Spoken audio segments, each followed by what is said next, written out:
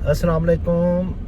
मैं हूं मोहम्मद आसिफ चौधरी और आज मैं डिस्कस करूंगा बजट 2025-26 जिस पे मेरी सारी वीडियोस तकरीबन अपलोड हो चुकी हैं। किस किस सेक्शन में क्या चेंज आई, किन चीज़ों को एग्जेम्पशन मिल गई और किन चीज़ों को एग्जेम्पशन से निकाल दिया गया, कौन सी चीज़ें सेल टैक्स में थर्ड शेड्यूल में शामिल कर दी गई, किन चीज़ों पे टैक्स पे रिड्यूस रेट आया, कौन सी ऐसी चीज़ें हैं जो कि उन पे टैक्स जो है बढ़ गया।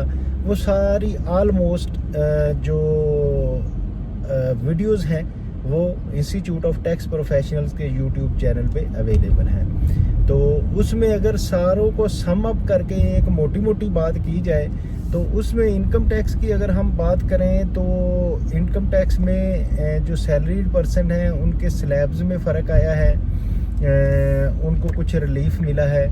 और उसके अलावा जो है उसमें जो प्रॉपर्टीज़ में डील करते हैं उनके लिए फेडरल एक्साइज ड्यूटी बिल्कुल ख़त्म हो गई है।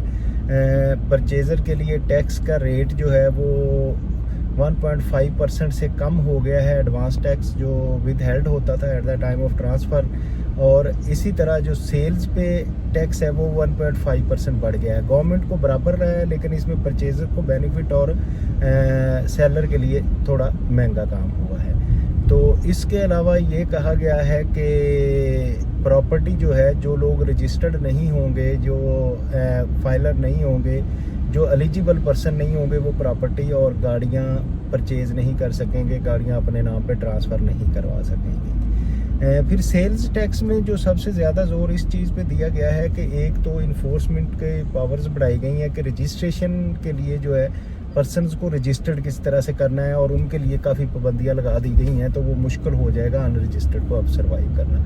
इसी तरह नॉन फाइलर पे बहुत सारी पाबंदियां लगा दी गई हैं, तो नॉन फाइलर को भी सर्वाइव करना बहुत मुश्किल हो जाएगा। तो जो ई कॉमर्स का बिज़नेस है उसको डॉक्यूमेंट करने पे काफ़ी इस बजट में ज़ोर है कि उनको डॉक्यूमेंटेड किया जाए और उन पे जो टैक्स जो इसमें सारे इन्वॉल्व हैं इस प्रोसेस में, जो मार्केट प्लेस प्रोवाइड कर रहा है, सेलर है, बायर है, उनके लिए जो है वो डिजिटल बिज़नेस को ना रजिस्ट्रेशन का काफ़ी इस पे ज़ोर दिया गया है। और फिर उसके अलावा एक जो चीज़ इसमें की गई है कि ई कॉमर्स के लिए ई बिल्टी सिस्टम है, कहाँ से चीज़ें जा रही हैं उनको ट्रैक एंड ट्रेस सिस्टम जो उसका पूरा जो है वो फॉलो किया जाएगा। वो चीज़ें कहाँ से खरीदी जा रही हैं, कहाँ जा रही हैं, और उनके पास ई बिल्टी होनी चाहिए। तो अगर ई बिल्टी नहीं है तो उनको कॉन्फिस्केट किया जा सकेगा। तो इसी तरह बाकी इंडस्ट्रीज़ में भी जो है ऑटोमेशन पे काफ़ी रहा, इसमें जोर दिया गया है कि ऑटोमेटेड जो बिज़नेस होने हैं उन बिजनेसेस को किस तरह से आपने हैंडल करना है और उन पे टैक्सेस किस तरह से पे हो सकेंगे। तो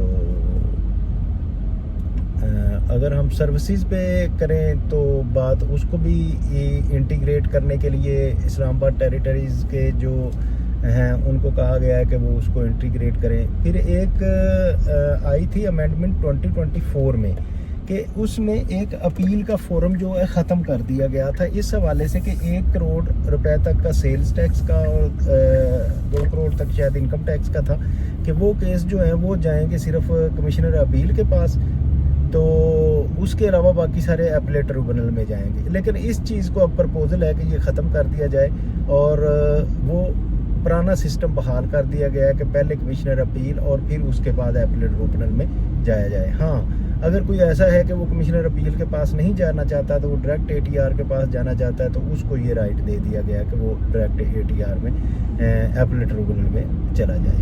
ये मैं समझता हूँ कि उससे कुछ शायद बेहतरी होगी, पुराना सिस्टम ठीक था, तो ये अच्छा हो गया कि इसको बहाल कर दिया गया है। और इसके अलावा जो है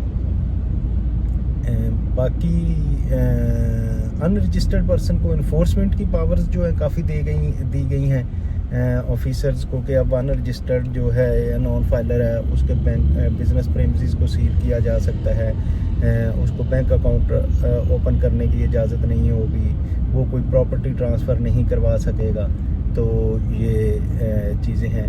तो ओवरऑल बजट मैं समझता हूँ कि गवर्नमेंट ने, क्योंकि रेवेन्यू भी कलेक्ट करना होता है, रेवेन्यू तो एक ज़रूरत है। मैं फ्रैंकलिन का अक्सर फ़िक्रा यूज़ करता हूँ, in this world nothing is certain except death and taxes. Taxes तो देने पड़ने हैं और टैक्सेस ज़रूरी हैं। तो इसके लिए अब गवर्नमेंट जो है वो सख्ती कर रही है उन लोगों के लिए जिन्होंने टैक्स नहीं देना। जो आराम से दे रहे हैं उनके लिए कोई सख्ती नहीं है। तो अब ये है कि इस बजट में मैं समझता हूँ बड़ा ठीक और बैलेंस बजट है, और उसमें सब शोबों को ठीक रिलीफ दिया गया है। और अगर कोई सख्ती की गई है या इन्फोर्समेंट बढ़ाई गई है तो वो उस सेक्टर के लिए बढ़ाई गई है जो टैक्स नहीं पे कर रहे। Thank you very much. है